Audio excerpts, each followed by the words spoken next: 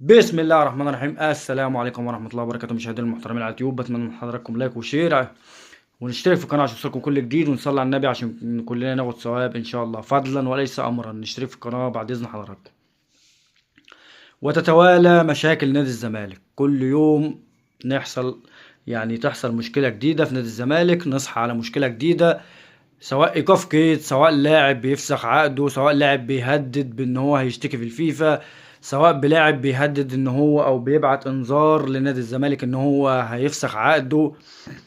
جماعة اللي حصل مع صلاح الدين مصدق، اي لاعب ممكن توقع اي لاعب من الموجودين حاليا ان هو يعمل زي ما عمل اللاعب المغربي. فانت كمجلس اداره المفروض توضع حل للموضوع ده، تشوف هتعمل ايه، تشوف هتمشي الدنيا ازاي. اي لاعب عندك مش هيجدد المفروض تعرضه للبيع، تبيعه، تشوف له عرض تستفاد منه.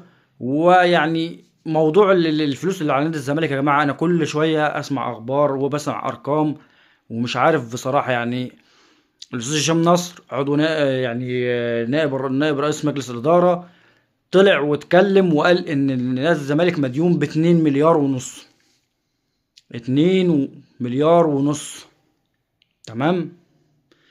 ف انت بتتكلم في رقم، انا مش عارف، رقم خزعبلي. وفي ناس بتقول 500 مليار. فمش عارف بصراحة يا جماعة، هو نادي الزمالك هيسدد الفلوس دي ازاي، ولا الفلوس دي هتسد امتى، ولا اللعيبة دي هتاخد فلوسها ازاي؟ انا مش فاهم بصراحة. ولكن كان المفروض ان مجلس اداره نادي الزمالك كان يطلع يعلن عن المشاكل دي كلها، ويقول يا جماعه اصبروا علينا، ان نادي الزمالك في مشاكل كتير ومش من السهل ان هي تتحل في يوم وليله. ان شاء الله باذن الله هنحاول ان احنا نحل، هنحاول ان احنا نعمل حاجه. ولكن مفيش ولا حياه لمن تنادي. عمالين بس بنسمح في مشاكل، عمالين بنسمح في قواضي، عمالين نسمع بايقافات قيد.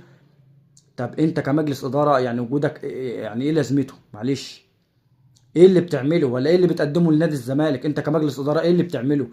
مفيش اي حل، اي حلول للمشاكل دي. المشاكل هتفضل تكتر كده لحد ما نشوف نادي الزمالك بيمر بالازمات اللي بيمر بيها النادي الاسماعيلي.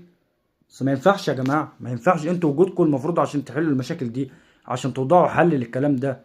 ولكن انتوا مفيش خالص، محدش طلع يتكلم، ولا حد طلع قال هنحل، طب بنحاول، طب بنعمل حاجة، طب اصبروا علينا، طب يا جماعة المشاكل كتير واحنا مش عارفين نعمل ايه مجالس الادارات السابقة هي السبب في كل اللي بيحصل ده.